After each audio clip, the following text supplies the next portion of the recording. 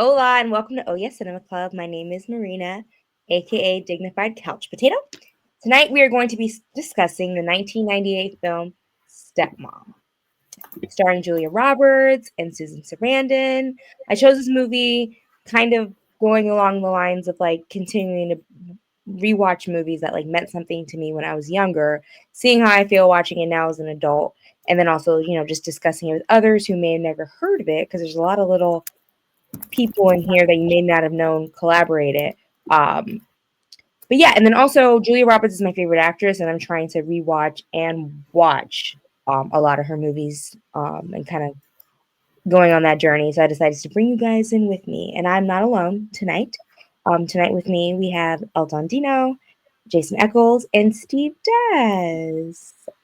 Okay, let's dive right into first impressions. Let's start off with Jason. Cool, thank you. So I have a special, not so special relationship with this film. I have seen it before, and the reason this movie really stands out to me is more of a technical one than anything else. Um, I first saw this movie because when I bought my very first DVD player, when DVD players were new, at Best Buy, they gave us 5 free movies, and this was one of the 5 free movies that you got. You didn't get to choose, and so you would like take your coupon. I think it was a coupon, and then you would send it in or whatever, and then like in the mail, like a week or two later, comes your DVDs or whatever. And this was one of them. So this was one of my first DVDs I've ever owned. One of the first five. I don't remember what the other five were or four were, but so I watched this movie. I was just happy to have a DVD to play. You know what I mean? And I remember liking it at the time. I remember thinking it was a better than I thought it was going to be. Like I would have never watched this movie, to be honest with you, if it wasn't in my possession and I needed to play a DVD to use my DVD player. But I did like it, and so when I was kind of curious how I would respond to it today, and so I responded to it, I think, fairly well, actually. I still like it. I think the movie holds up. I think it's a really good movie. I think all the performances are really good in it.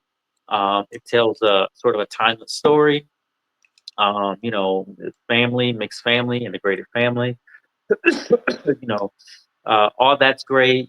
Kids trying to adapt to the situation where they're about to lose their mom, and everybody kind of like rallying behind that. So I thought it was a beautiful movie, man. To be honest with you, and Julia Roberts and Susan Sarandon are absolutely terrific in it. They both play their parts very well, and they play off each other very well. And I kept thinking about the little kids in this movie. I'm like, wow, like this is probably like some of their first movies. I'm guessing, and I'm like, and they all have a scene with Susan Sarandon, Ed Harris, Julia Roberts, like these two kids, like their resume is like stacked, like right off the rip. They're in a movie with three legends, like having their own individual scenes at time. Like that's awesome. But then I looked up these kids, and like one of the little girl is Jenna Malone. I'm like, oh crap, like that's cool. These kids keep on acting, and the kid, the boy too. He's been in a bunch of stuff. I feel like he had like a maybe a bigger career as a kid, but then like Jenna Malone shot up, and she's had her moments. So that's really great. But yeah, those are my first impressions of this film. Awesome. Shout out to the 5 free DVDs at Best Buy. All right, Steve, what about yourself? Okie dokie. So, first impressions. I gotta say, the producers and the makers of this film definitely got a deal on the Ain't No Mountain Higher song because they milked that song throughout this whole movie. I think they even played in the credits. Like it was insane the amount of times that I heard Ain't No Mountain Higher. I don't think I ever heard that song that many times in my life than in Do this movie. you? Uh what was saying that? Don't give me PTSD. I won't be able to sleep. Um, I gotta say, talking about that in that vein of that song, the score of this movie was actually really good as well. Uh, Also, the acting. Susan Sarandon kills it. Julia Roberts does an amazing job. And even the kids, even though in the beginning I did find that little girl annoying because I was like, these are some, m- upper class white people problems. I'm like, you are out here going like, you didn't give me a choice to choose my mom, and it's like, I'm like, shut up, you got a chimney. You got a chimney. It took like 12 years of my life on a vacation to New York to actually see a chimney in real life because I didn't know it was real. This little girl has a chimney right there. They just out of nowhere, they don't explain it, they don't tell you where they got it. They have a horse and they go out. Like, it's Horses. difficult for me to get into the problems of these children, except for the cancer part, of course. But like, just because I'm like, my God, you guys have it all. Like, you have two moms. What are you talking about? Anyways, first impression, acting was good. The story weirdly hooked me because at first I was like, "Oh my God, this is such a Marina pick," and this And about to it, get this is about to get mean between them. I know it's gonna happen because that's the movies that Marina picks, you know. And actually, I was surprisingly enjoyed watching this film. So those are my first impressions. Would have never seen it if it wasn't for this, because at first I actually put the wrong movie. It was like people having sex in the bathroom, and I found out that it wasn't what I was looking at. But then in the actual movie, the little girl says that they were having sex in the bathroom. So I guess I watched the extended version of it. Anyways, my first impressions. The deleted scenes. if you're here to hear the review about Stepmom Orders Pizza, wrong website. You're not at the right place. Dino, what was your first impression? Man, I'm kind of there with Steve. Coming from a subtropical country, no chimneys, so I can totally relate. Yeah, well, the music's great. Composer John Williams, but it starts with Under Pressure, and then whatever that song is, which I already forgot it, which I'm glad. But I'm just like, how are you not using John Williams more? Now, I will say at the end of the movie, it does it in memory of Irene Columbus, which apparently is Chris Columbus, the director's mother, who had passed away from cancer. So I can see how that's when I kind of got interested in the movie, when the actual cancer situation, because at the beginning, yeah, it's the kids, too much yelling, too much bratty, too much yelling, too much of like, you're not my real mother.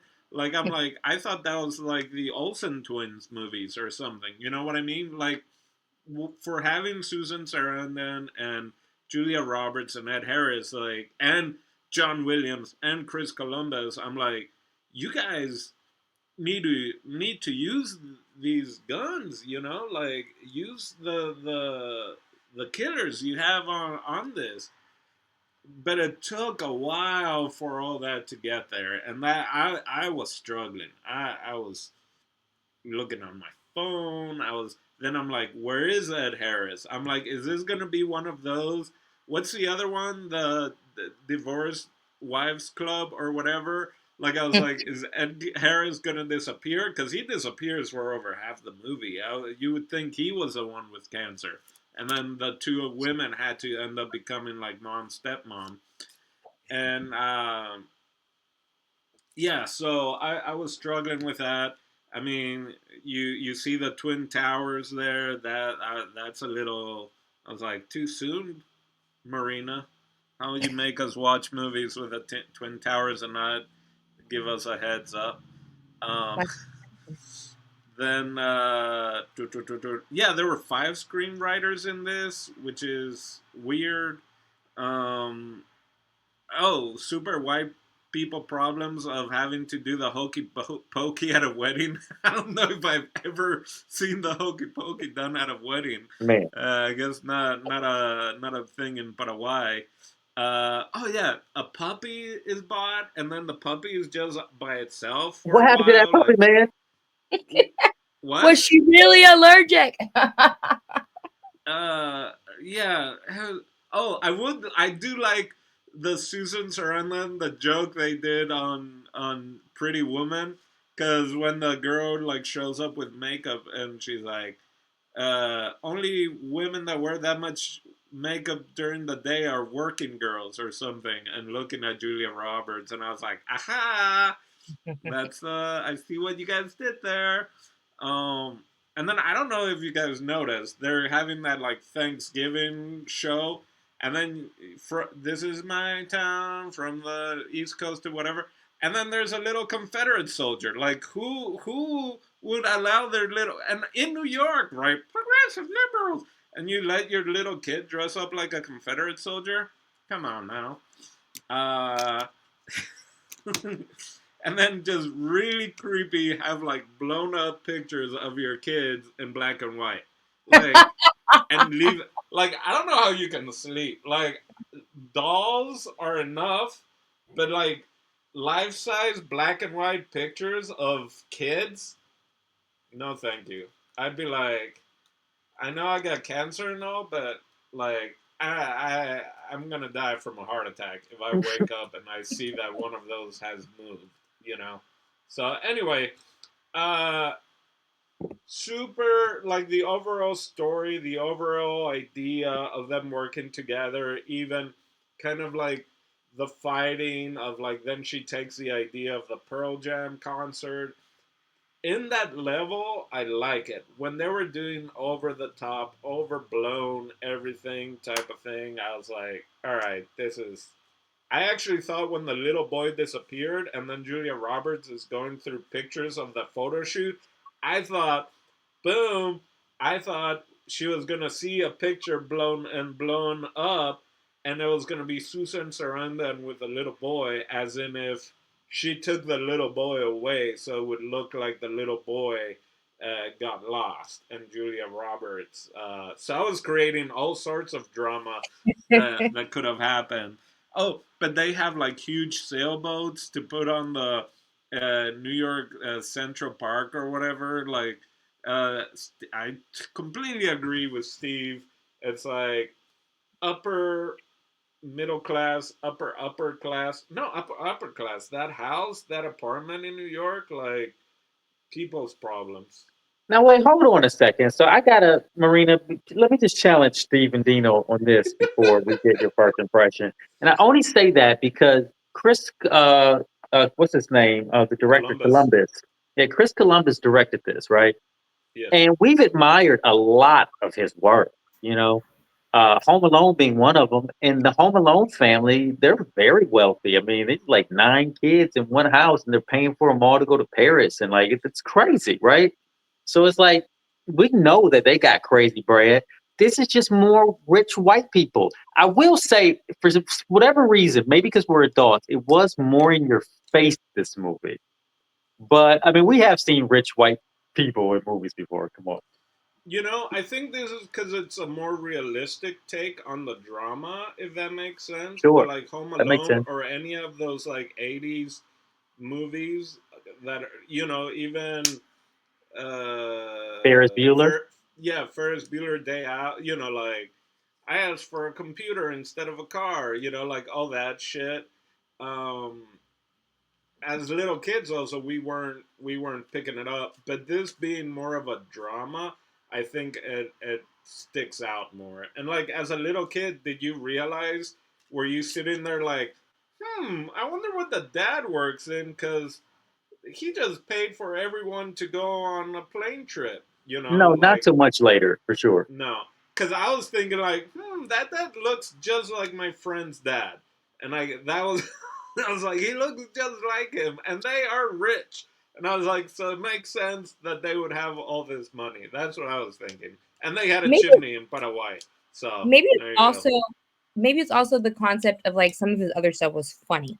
Like he directed also like Mrs. Doubtfire, like in they also had a really nice home in San Francisco, so we can only imagine how much that property was. So it's like maybe sometimes when it's dramatic we have like the natural tendency to be like, well, at least you're rich, but when it's funny, it's like those dumb rich people left their Yeah. kid at home alone. It's just like, ha ha ha. So it's like, I can get both of it. And I'll just dive into my first impressions. So I don't think I'd seen this movie until I feel like my like scope of movies. So this came out in 1998, so I probably saw it like a couple years later because we didn't like go to movies like that, and so probably saw it by the time it came on TV, and so that was probably like 2000. So I was probably like 9 or 10 when I saw this. And when I saw this movie, because I had already loved Julia Roberts, I thought it was just like a masterpiece. And like watching it from a kid's perspective, I think my range of emotions was like I identified with the little girl a lot. Like, just like that feeling of like, oh my gosh, like your family's just like wrecking your life. Your dad's starting over. He's marrying some young girl that's probably only like 10 years older than me at the time. Like I felt her rage, and I honestly don't think it wasn't until this time around that I even noticed she was annoying. And that was definitely like pretty mind blowing, like the perspective of this movie as now being a mother, being in a relationship and being in a scenario where it's like, man, if we were to break up and split our kids up and you were to get a new wife, like it's just so crazy how the perspective changes. Because when I was a kid, you couldn't tell me that little girl wasn't completely validated. Like I was just like, yeah, you tell her, yeah, no, dad, I don't leave mom. That's your job. Like I felt her pain. And it's just so interesting. Like I cried in this movie within like the first 10 minutes this time because I knew what was going to happen. Mm. And it's just, it was almost like a disadvantage. Like, because I was just like, John's like, what happened? I was like, nothing. She's going to get cancer and nothing is going to matter. I just literally started like it's just so interesting. Like rewatching this, being in a completely different space, like, yeah, that little girl was driving me nuts. Like, even And like when, and you're a mother, so imagine that also gives you yeah, a just the completely thought of different like, perspective. yeah, like the thought of like potentially, no matter what the scenario is, even if you are still with your husband, the thought of like potentially getting cancer and having to think about like, oh man, we need some recent pictures, and just like, weighing what's important to fight about or not, and then just being really realistic where it's like, man, no matter what I do, I'm their past and you're their future. And it's like, whoa, it was definitely very emotional this time around. Because I mean, obviously, I think I cried when I was a kid because nobody wants anybody to pass away and no one wants anyone to like lose their mom and stuff. But this time around, I definitely feel like my lens was more like feeling the mom, and I felt both of their pain. Whereas I think, even though Julia Roberts is my favorite actress, I think I hated her in this movie when I was a kid.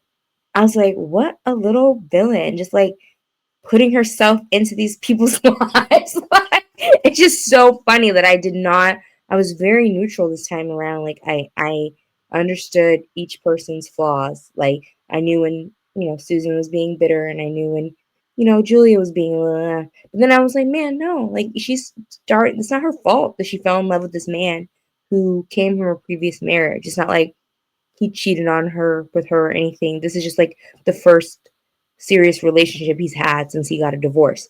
And then I enjoyed it, but it is interesting. And like, so the only con I'll say watching it this time around is like something that you put on such a high shelf for like, Pedestal. this is Yeah. this is like probably, I thought it was like one of my favorite tearjerkers, and like I really felt like I was watching like a Lifetime movie this Yeah. time around.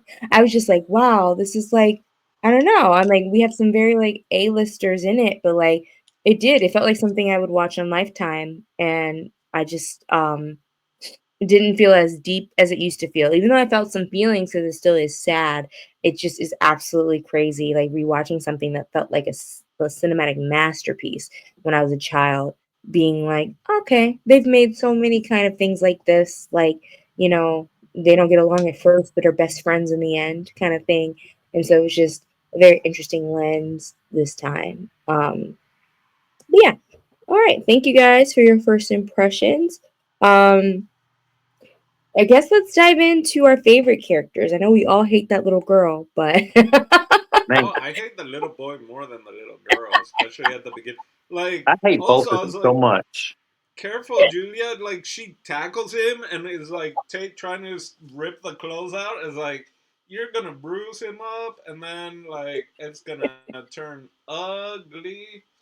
Um, I do know my favorite scene. Can we? I don't know about favorite character. No, you got to figure it out. We'll do favorite No, scene next.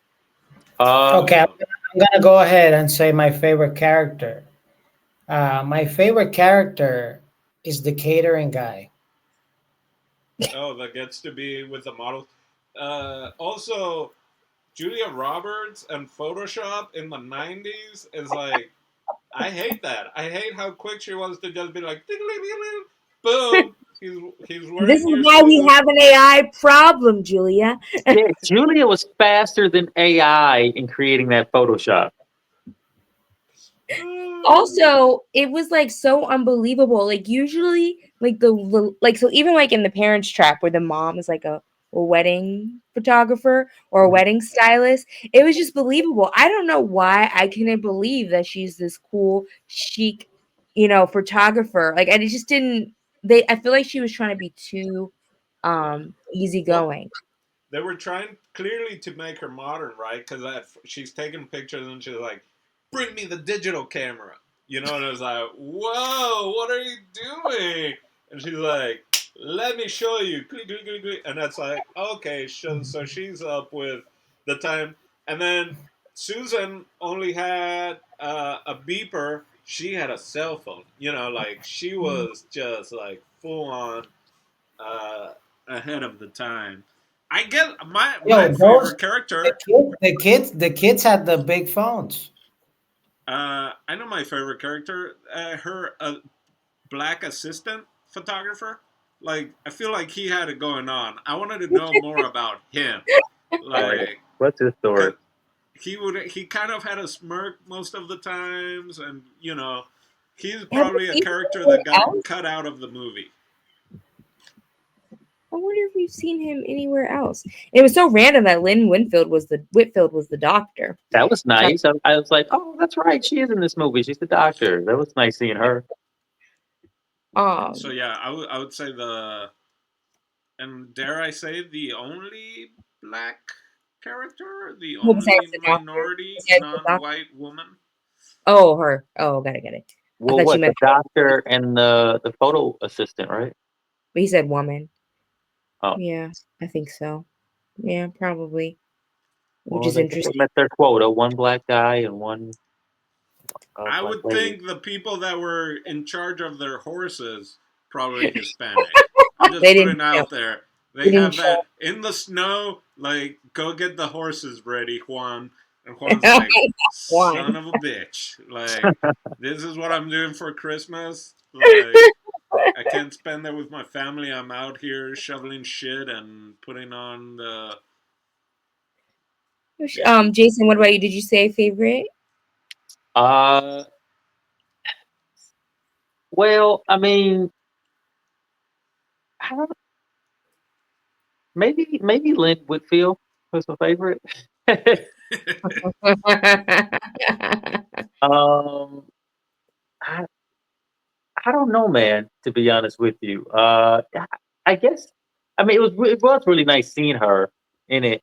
I mean, I do like Julia Roberts in this thing, and I like Ed Harris. They're like honestly the sweetest ones. Like the other three, Susan Sarandon and the two kids were like, I mean, I guess they were hurting about their dad, but they were also jerks. Like the little boy was at least trying, but that little girl annoyed me to no end. I'm like, hey, sister, get over it. Like, give her a shot. Like, you know what this is. Cut it out.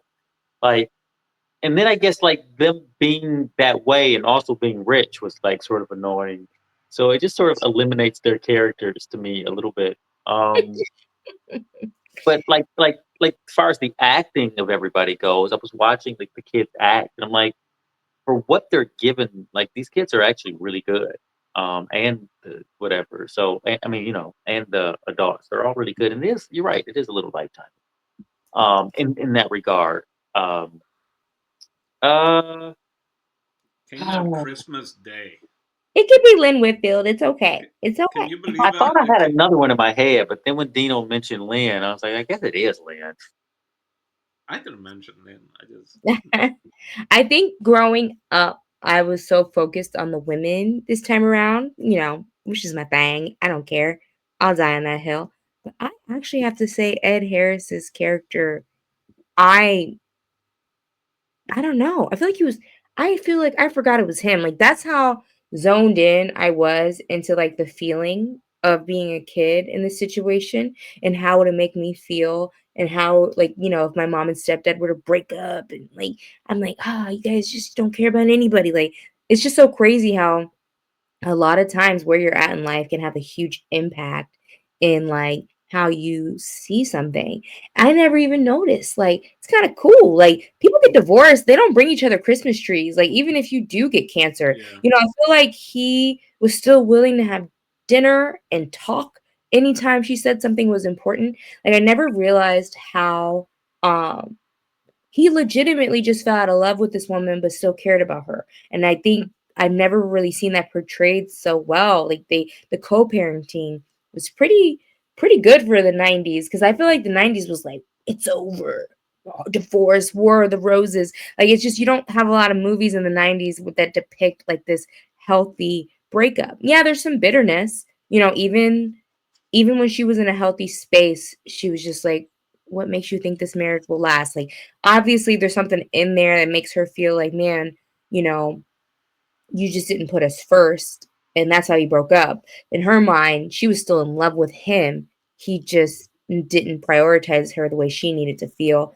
And in his mind, it's like, she didn't support him enough and it made him fall out of love. But I really, really, really looked at him a lot more watching this movie this time around. And I was like, this is pretty great. Like even like when the little girl snaps and he's like, you don't talk to your mother that way. Like, I think it was a good depiction on being able to step away from each other as partners, but still come together as parents. Like I thought that was really good. And it just kind of made me this time around, I really enjoyed that character. Probably that character of movies of this type, right, that deal with either stepmothers or this or that. I thought it was really well done when he explained kind of like his first marriage. And it was like basically we were college sweethearts and we'd been dating through college and after, and it just kind of felt that's just what you did, right? That's who you know. Like that's when you're actually becoming an adult, like growing up. Like I was kind of in a similar situation, only I didn't get married, right? Because I was like, this is going, but is it going for the right reason, or is it just like you graduate? This is the next step to take.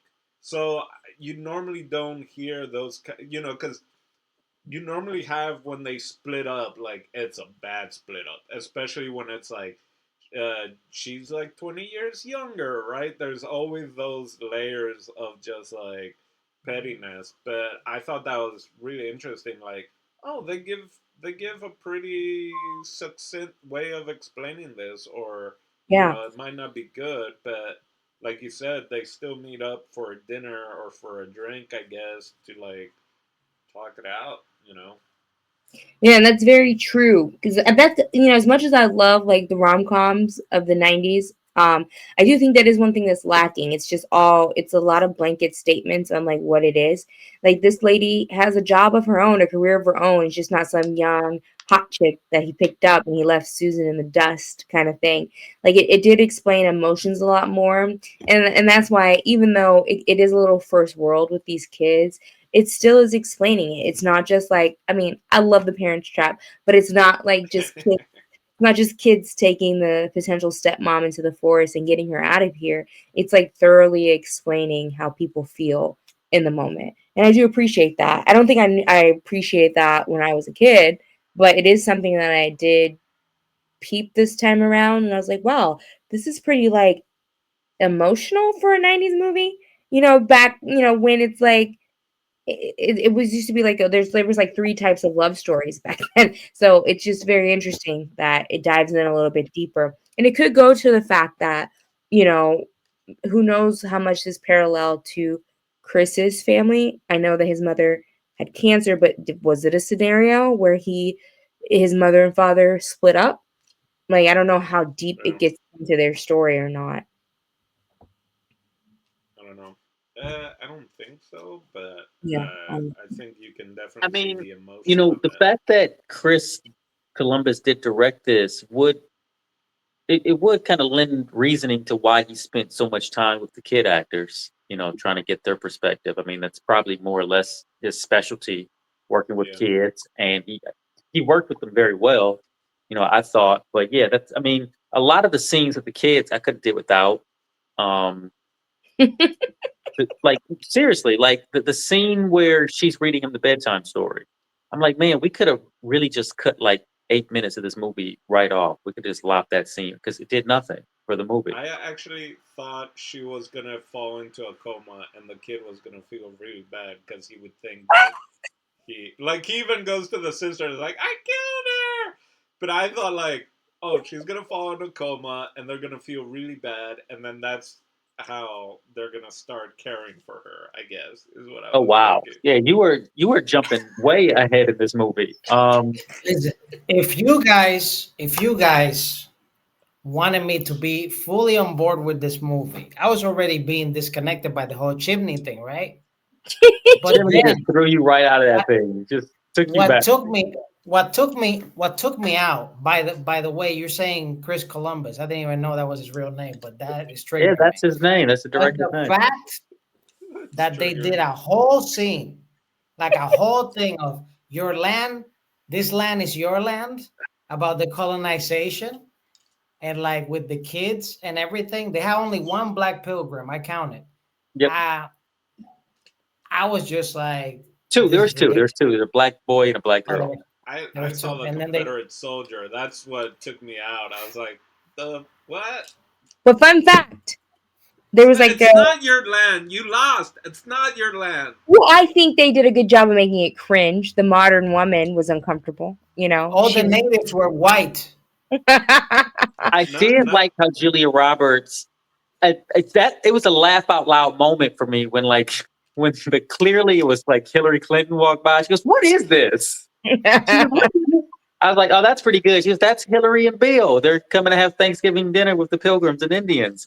And then I yeah. started thinking, like, what if this was a sketch and we watched this whole like play happen, and then we cut to the audience and we see all these like white parents out there really enjoying it. They're smiling at their children, and you have one Native American man just watching the shit discussed. Well, I just don't think that movies should do any Thanksgiving type play because you aren't gonna beat the Adams Family values. Oh yeah, The that's like king. That's king for anytime sure. I saw him in the turkey flying, and then he plays dead. I'm like, that kid looks like he just got hung, and all I can think of is also Also, Pugsley. they shot him in the play. I'm like, Yeah, Jesus, yeah. they would never do that today. So I I mean, read maybe they would somewhere in a that red state. one of the kids in the play is Susan Sarandon's daughter. Oh She wow. she was uh, one of the people in the play. A little short uh, cameo.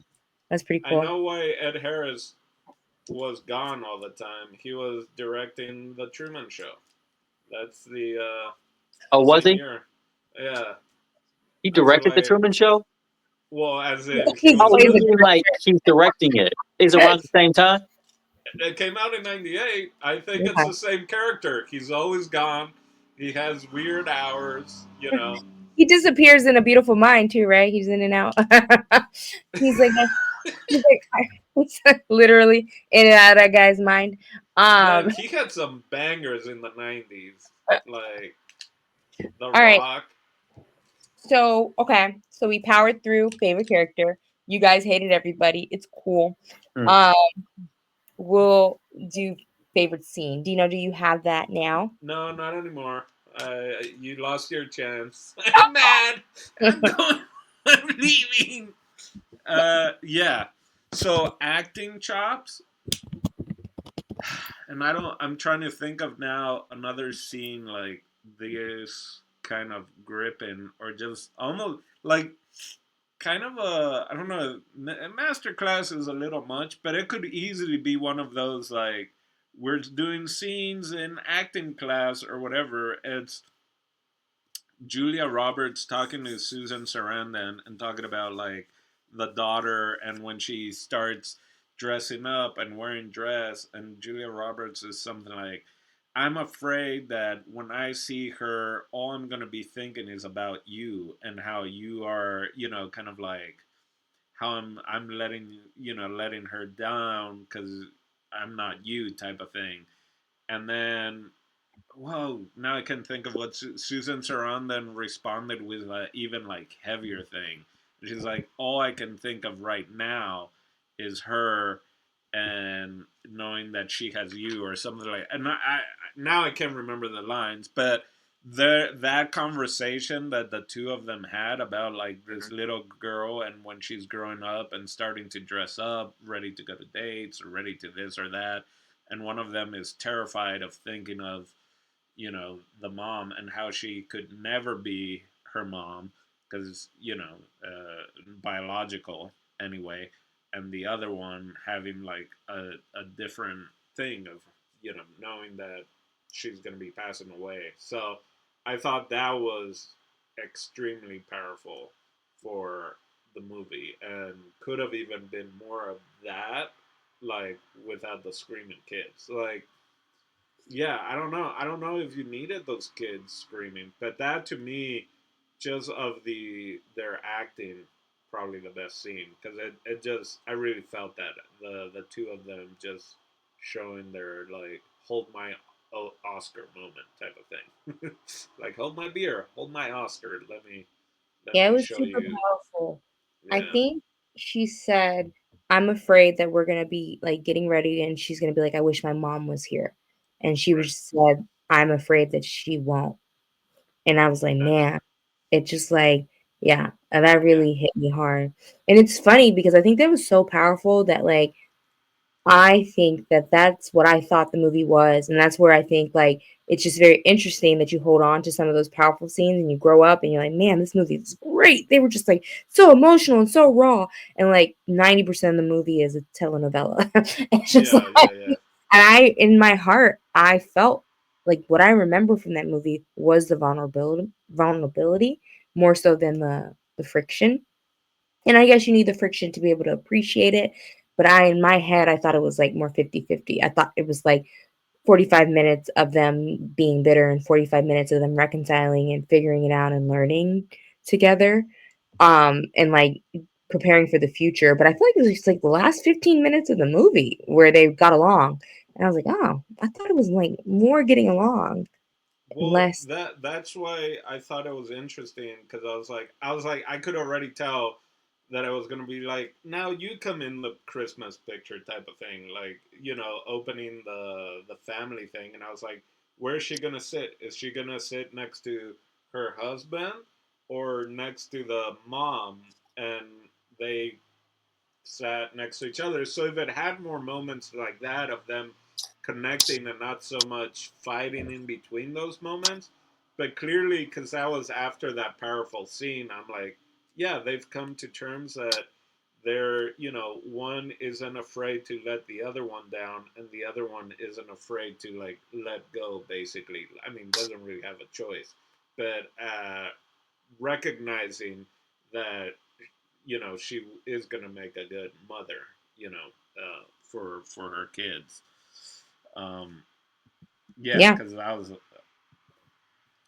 Yeah, it don't was know how powerful. she was doing that camera. No flashes ever. No like setting up. I mean, we got our ring lights on, guys. Like, I, I She wish we was could just do a, what she she was was just a doing with super that camera. she was just a super photographer. Like you just all you got to do is just I don't even know. I feel like her eyes were over here. Like, it was just so funny.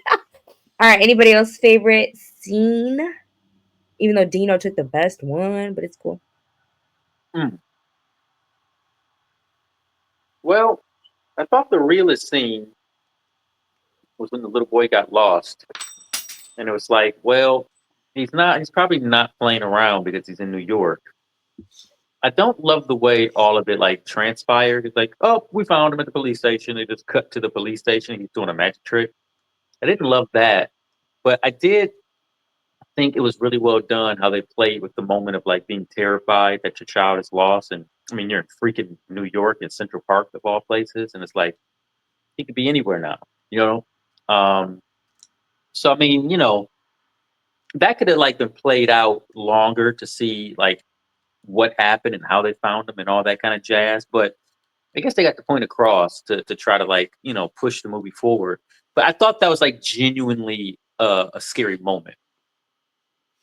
Yeah, Yeah. I think they that also like that's one where they should yell at the sister, as in like you were you're in charge, you're older, like you let him out or you fell asleep and he left, and then they're at a shoot. Like that's a huge shoot that they're at.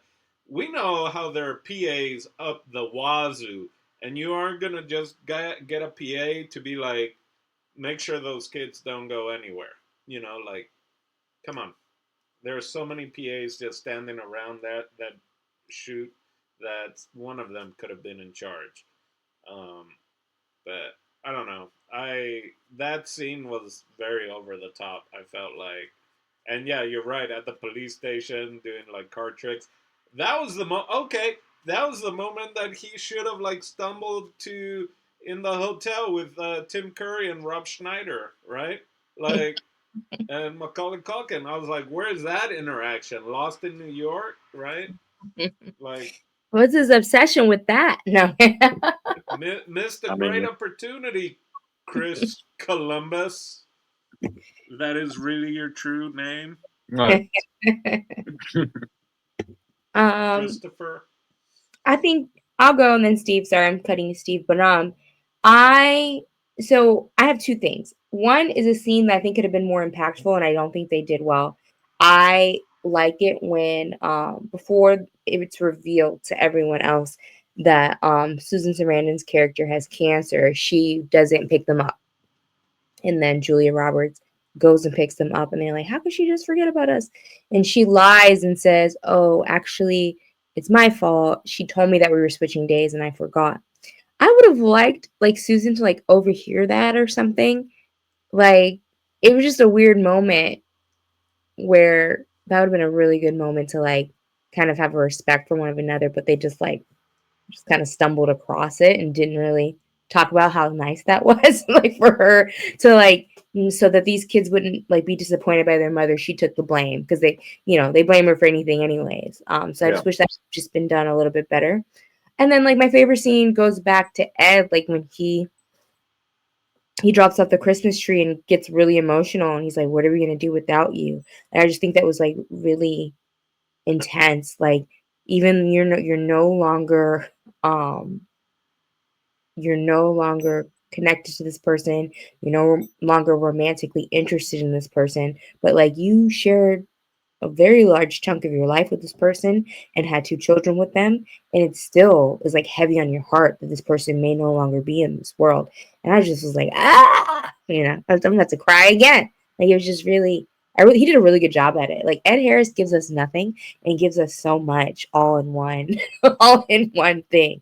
Like he just feel like he's such an easygoing guy, but it's just like he did a really good job at like giving us the feels in this movie.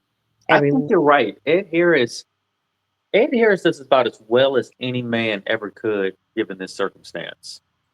He's gracious and he's trying to keep his family together and he's trying to make sure everybody gets along and he's trying to provide for everybody and he's trying to like make sure everybody's safe and taken care of and thought after, and he really is doing his absolute best. I mean, that's how the character's written, probably more or less so that he's not problematic in any way, so that we can focus on like the relationship of the Right. story we're really trying to tell. Mhm. But I mean, Ed Harris does a great job of it. Yeah, there was no like, you bought a dog and you didn't even tell me. Like, At a certain point, I started thinking about that dog, and I was like, "Where is the puppy, y'all? This puppy is not by himself in Manhattan. I know that. Where's the puppy?" Listen, they have a zoo. They are rich. Blondie's taking They care will of the show you, puppy. but next door they have a whole exhibit of animals. But speaking of times that he's calm, I really like that scene too, where the kids are like, "You're gonna leave us with her this whole weekend? I'm worried." And he's like, "Okay, just keep an eye on her." Like there was no stressing out Ed in this movie. Like he wasn't about to play. He's like, "You guys aren't about to stress me out, like at all." Ed was like, Well, "I grew up behind an old baseball field. throwing pop bottles at train tracks. You kids are fine. What I thought was really interesting that again normally I feel like it wouldn't be the kind of drama that are in these movies, is like him telling his ex-wife if it's a good idea to propose to his current girlfriend. You know what I mean? Like not even like I've already proposed, but like let me put this past you.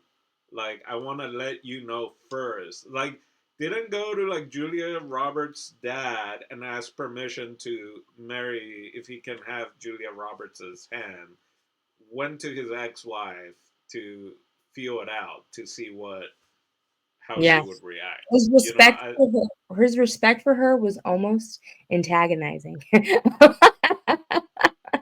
No, He wasn't the villain that like it's she called. wanted him to be. It's basically for a test. He's testing his own emotions. Yeah. So So if she would have just been like cool with that, would she be like? Would he been like, all right, I can't marry her? Like if she's like, yeah, she'd be great for you. Like oh, you guys are meant to be. I'd be like, I don't know.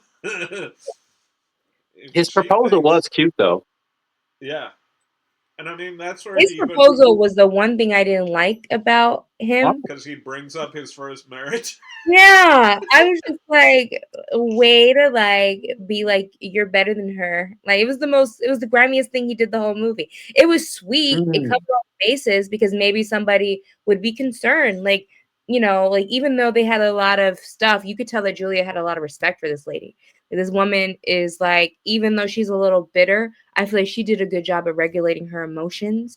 I feel like she didn't even like speak negatively until her son was lost, like when the little girl was like questioning her, trying to test her mom, like, how do you feel? I feel like she kept things very civil and told her to use her words. Like it was just very like she tried to be neutral and strong for so long, and then she kind of just broke once the little boy was gone and kind of like regurgitated everything she felt out loud.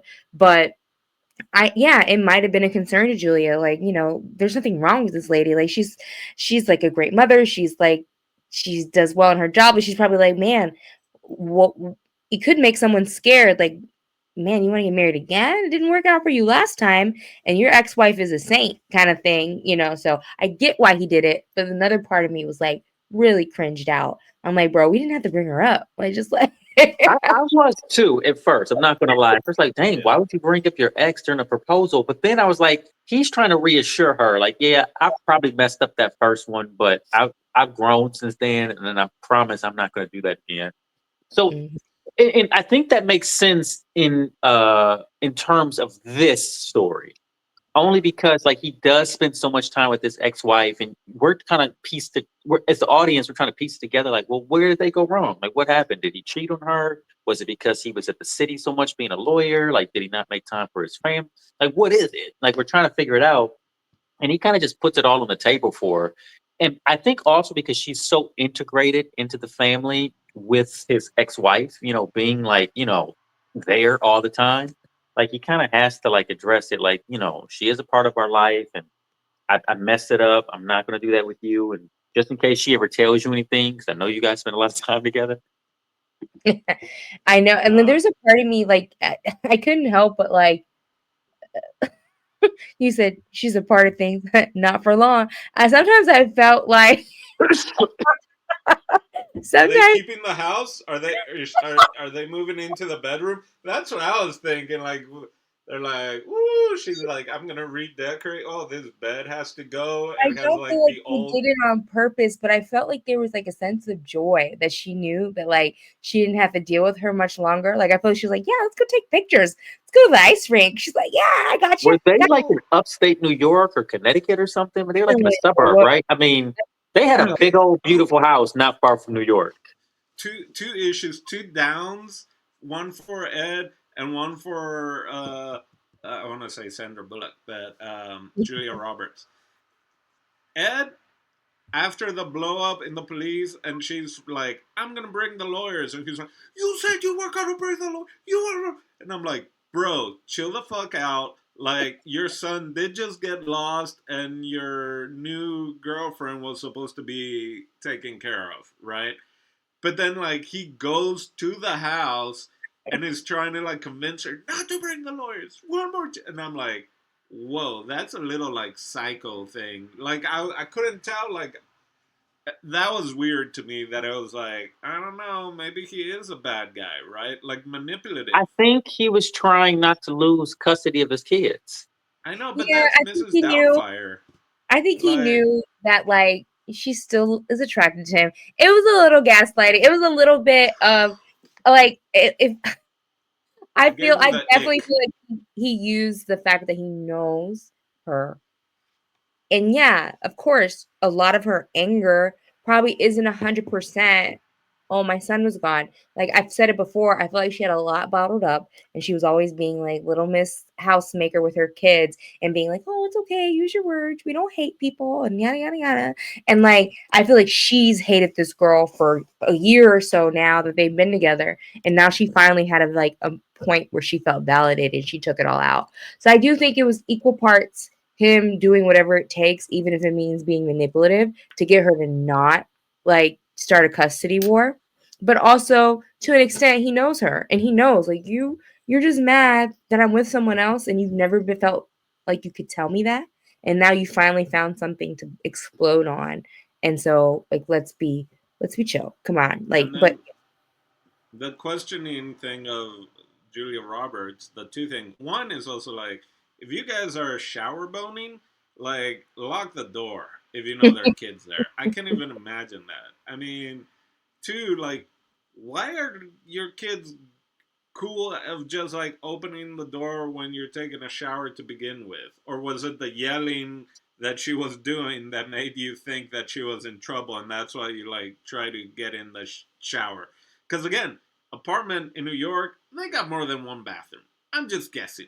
If they got a chimney, you usually get a few bathrooms before you get a chimney, is what I'm thinking. I mean, it is New and York. I'm not trying to take the spark out of someone like shower boning, you want to have a good time, but like you couldn't wait till the kids go to school. Like what's I don't know. Right. I don't know. There's so many Again, things of it, like, yeah, it's not like, yeah, you gotta put time on the you gotta make time for a shower bone, I guess, yeah. right? I guess that's Uh, why they say stuff fizzles out in marriage, because you yeah, start thinking about stuff like that. Like, oh, we can't do it right now because the kids are yeah, eating yeah. breakfast, Oh man, So gonna have to. It's gonna get messy. Water everywhere. Gonna have to bring the mop and dry it up, and then I get sweaty. So now I gotta take another shower. And we're in California, and water is precious here, and so conserve water. But the Julia Roberts thing, that's also like it. She brings a model to make out with. Well, not make out, but like, how old is that guy? Or is he like, okay, pimp, you're bringing this older guy to like kiss? And I was like, did you guys just kiss in the mouth? Because that I It thought was they cheek. It did. was a cheek kiss. Oh, both of them, because they kissed twice, and Yeah, and then it when was a it's like, little cheek kiss. It was. I thought about that too. Like they better not be mouth kissing because that kid's like at least 15, right? but That better no, not be a mouth kiss, and it wasn't. he It was perfectly I think fine. he was 18. is it You what? said he was Okay, 18. he's a Because wait, she model. said she had a high school boyfriend, or she Well, had a No, she she college. looked had like said 12, but he looked a little bit older than the rest of the kids. So I'm like, he's like 15, no, right? but then we find out Susan Sarandon, like, I was like, who the hell is that? And from what I understood was like that's a model that she knows from for photography person. So I think he might have been like fresh 18. Well, My, Fresh 18. she said that she already picked out a boyfriend for her.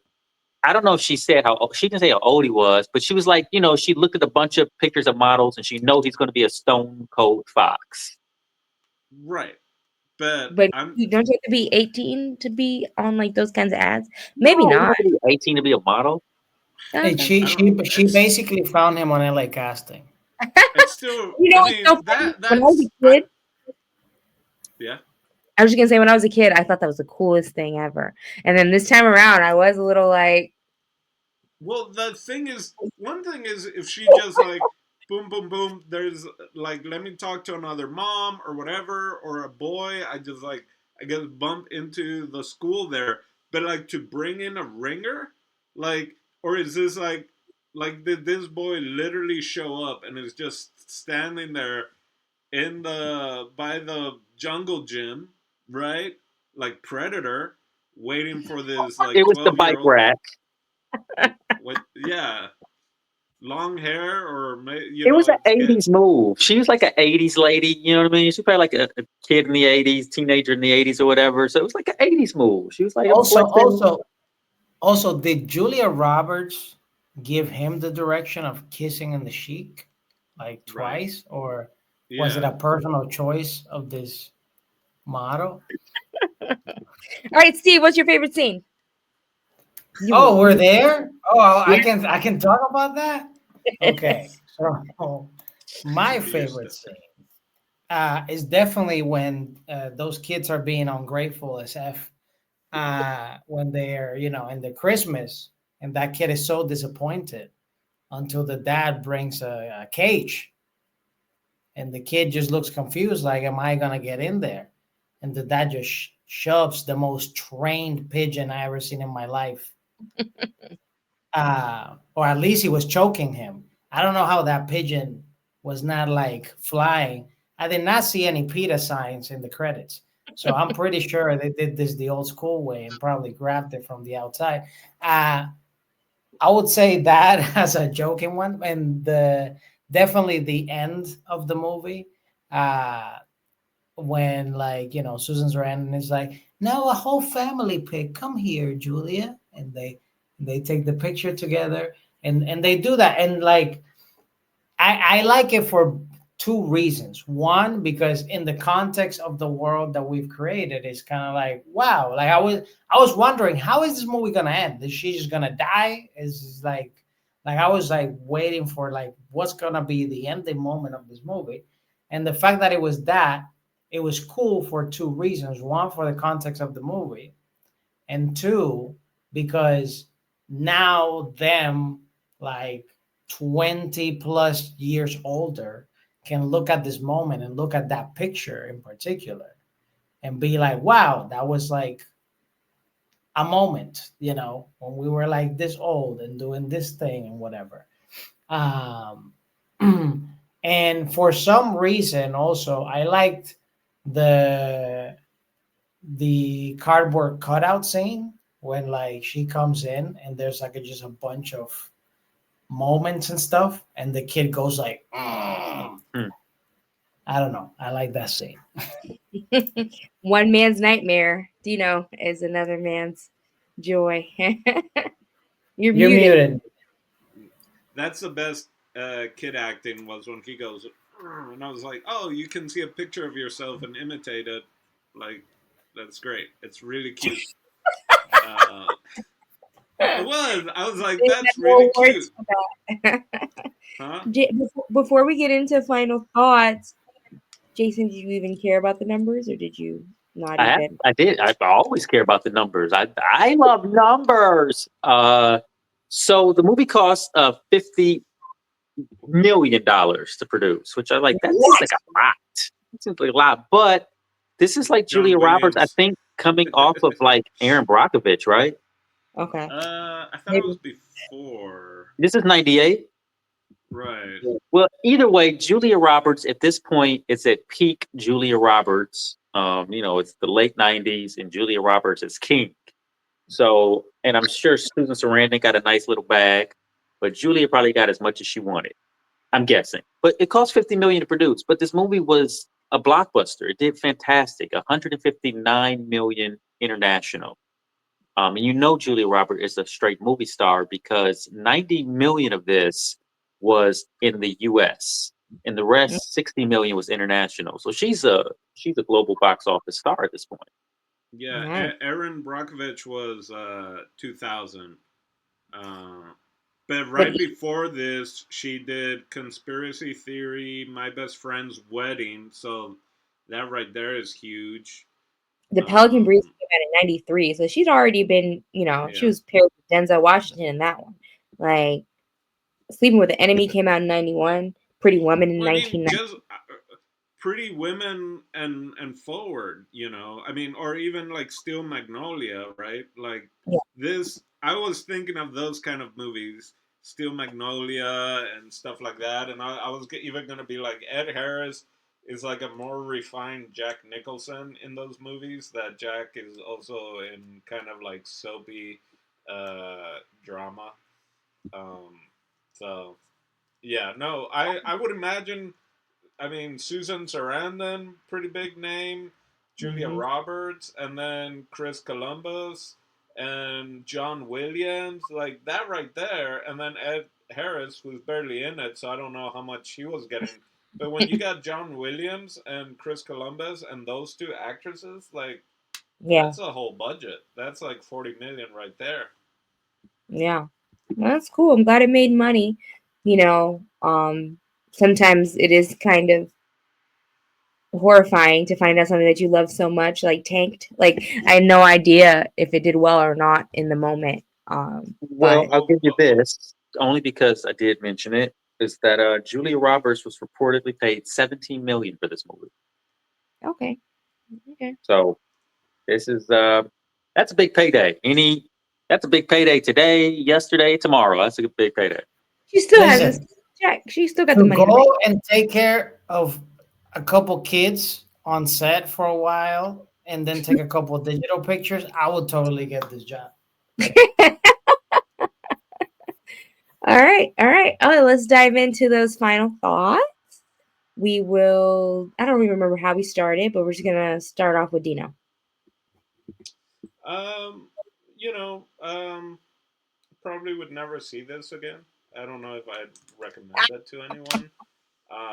I do think overall it's really well acted. The adults really well acted. Some really powerful scenes. The overall story, I think, is really interesting and important. Um, but just it starts really messy. The beginning is so messy with and make it's a disservice to the movie itself because it's just so heavy-handed at the beginning with those damn kids and it's such a forced kind of like antagonist relationship. But yeah, it was really well acted. There are some really heartfelt moments in it. That's kind of it. Cool. Um, Jason. Sure, thanks. So would I see this thing again? I don't necessarily need to see it again, but I'm not turning my nose up at it by any means. I mean, if someone said, "Hey, you want to watch this movie?" Probably be a chick. "Hey, you want to watch that mom with me, please?" I'm like, "Yeah, fine." Damn. I mean, that's the only reason I can think of to watch this movie again, and I own it. So, like I said, this isn't my first time seeing it. This might be my second or even third time seeing it. But who would I recommend it to? I think this works out as a chick flick for most ages. There's a few generations of women in this movie, so um, you know, moms I think would like this, and I think divorced mom and dads might like it. I don't know if this is necessarily like kids would love this, but Did maybe you just kids say? who, huh? Sorry, did you just say divorced mom and dad might like this movie? Yeah, divorced moms and dads might like this movie because they can identify with like the divorcing aspect of it, and I think it actually shows a pretty good way to get along with Yes. your ex spouse and dealing with children. To be honest with you, I think all things considered, it's handled pretty well. I mean, maybe it can be handled that well when you have money and resources. I don't know. But I mean he had a big old house to stuff his ex-wife in to keep her mouth shut. And then he had his modern lady working in the big city, staying in his lofty condo, and that kept her mouth shut. So everybody was pretty much happy. All he had to do was go to work and make sure all the mortgages were paid. Yeah. She's got Um, horses. She has a dog. got Like, horses, dogs, birds. He bought all these animals for everybody. Like, yeah, I mean, listen, they're doing great. They're fine. Just for it. Toot Everybody's the good. she's got What you say? shower boning time on the side. So that's what I would recommend it to be honest with you. like I said, it does sort of play like a high end Lifetime movie. Um, but yeah, I mean, it's a fair film. I think. I mean, I don't think it's Chris Columbus's best work by any stretch of the imagination. And Dino is right. I think a little bit about this movie being a little bit messy. Like it didn't really know what it quite wanted to be, or the story it quite wanted to tell from the perspective that it wanted to tell. And it does try to get, in fairness, it does try to tell the perspective for the kids, both the women, the dad, everybody. They're trying to get everybody's perspective in there. So it is a little, you know, a little wibbly wobbly, but I think it gets home eventually. So yeah, I think this is still a fairly decent film. Nice, nice. Thank you. Steve.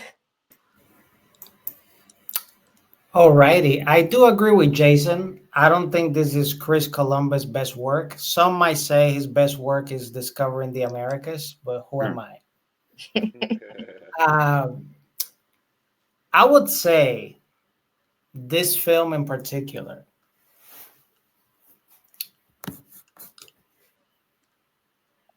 if you want to get a song stuck in your head,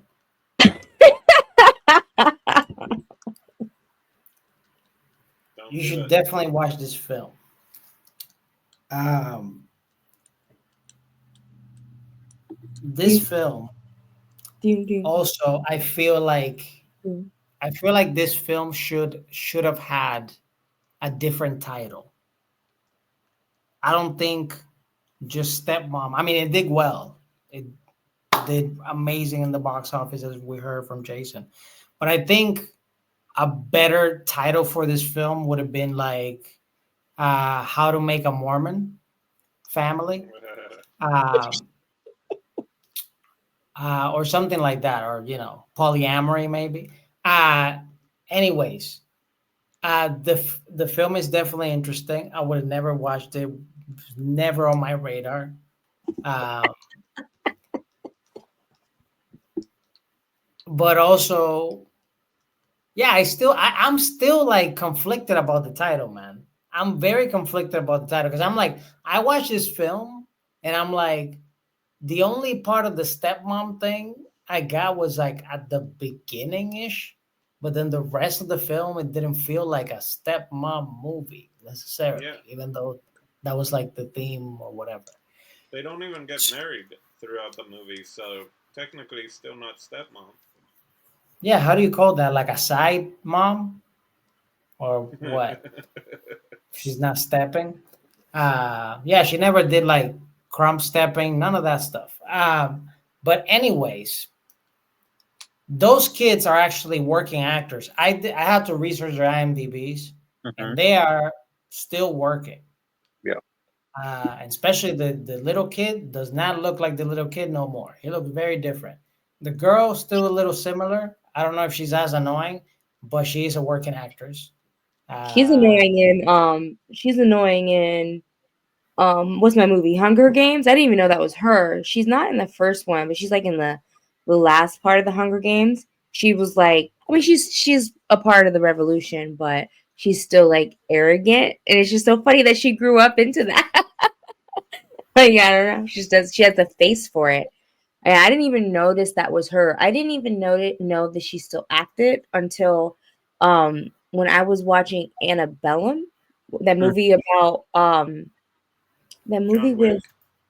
no, it was this movie with the I forget her name. She's an R&B singer that like Janelle Monáe. She's like a powerful woman in a movie, and then they like kidnap her and put her in like a slavery thing that like people don't even know exists. Like they take like powerful black women and put them in this slavery thing, and the lady who like kidnaps them is the little girl all grown up. And I'm watching this movie and I'm like, man, this girl looks so familiar. And then I look at her IMDb and I'm like, oh, that's the girl from the stepmom. I was like, I remember that little girl. So it's just that, yeah, I didn't even notice her in some of the other stuff that I had already seen until I watched that movie. I forget the name of it. Well, yeah, I but mean, cool. she. I guess her voice is even in one battle after another. So I mean, Oh, interesting. that Interesting. shows greeting code. So Cool. Well, okay. So, well, I'm sorry, you, Steve. Were you done with your final thoughts? My bad. Okay, cool. Ain't no mountain high enough. I tell you that much. But Oh, yes. son of a! I had forgotten completely. Why would you do that? Especially, you know what? You can't use that movie because you know who did it better? Remember the Titans. Got that song as a Okay. Yeah. lock in. That is so funny because it's why I can never understand why people think Ryan Gosling is cute because he will always be the guy in the locker room singing "Ain't No Mountain High Enough," and I'm like, this is your king. Like I just don't. Like, Damn.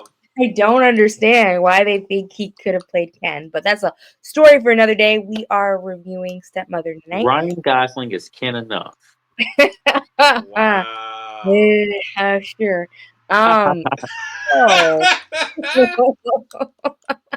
my final thoughts. Love rewatching these things. I think this is like my new hobby is to like take something that like impacted like my inner footprint and seeing how I felt. And it was just a good release. I still cry, and I think that was the main thing, right? Like something when I'm 10, crying my eyes out because these people are losing her mother, and then to like turn around and grow up and rewatch it and to cry my eyes out because like I like because you kind of feel what the parents are feeling at this point. All of it, like the emotional, like just where my emotional Richter scale is now, is just like I empathize a lot more with the adults in this film. And when I felt like when I was a kid, I empathized for the kids so much, and it was just interesting. Rewatching it, like if it's on TV, I would definitely like get some wine and cry all over again. I just think it's one of those things where I love a good tearjerker, and it's definitely going to stay on my list. Recommending it wise, maybe if like just like some people have never seen it and they're like, oh, I love Julia Roberts. Oh, did you see the Stepmom? So many people have always like told me they've never seen it before. So I'll continue to recommend it to people who like to watch her things, but maybe just skipped out on this one because she had some really good ones come out in like '99. Like it just some people just may not have heard of this one in particular. And then two, just kind of like those situations like people who like the kids all grown up and not knowing that they had this film when they were younger. I'd recommend them to them. But overall, I liked it. Again, like sometimes it's tough to grow up and like your superheroes aren't as super as you thought, but even with it not being as well written as I remembered, I still enjoyed rewatching it and discussing it with you guys. So it's my final thoughts. Awesome. Totally cool. Well, I guess if that's everybody's final thoughts, my final question is, Steve, what do you got for us next week? Next week, I am so glad. I am so happy that you asked me because you know what? It's time to get out of the 90s. I am so fed up with that year, like it's just so that period. Let's just jump forward. Let's go 10 years ahead. You know what? Let's go 20 years ahead. And because I was so inspired by this incredible title, right? I think it's time for us to review an incredible, incredible film in step history, and that is the one and only Step Brothers. All right. All right. I something about me makes me feel like we've maybe reviewed this before, but I know, right? Haven't we? Hmm. We haven't. We Not with haven't. me. We done Night at the Roxbury, but we haven't done. Oh, maybe that's why. So we're probably Funny close enough, enough. I've never watched this before, oh, so What? this should be fun then. It I can should be finally very fun, especially for you. It's gonna be very fun. I can finally Ah, laugh at all the jokes people tell about it. That's funny. yes. So for the Marina Love, Steve Des TV, Jason underscore Echoes, and El Dandino. We'll catch you next week. Bye bye.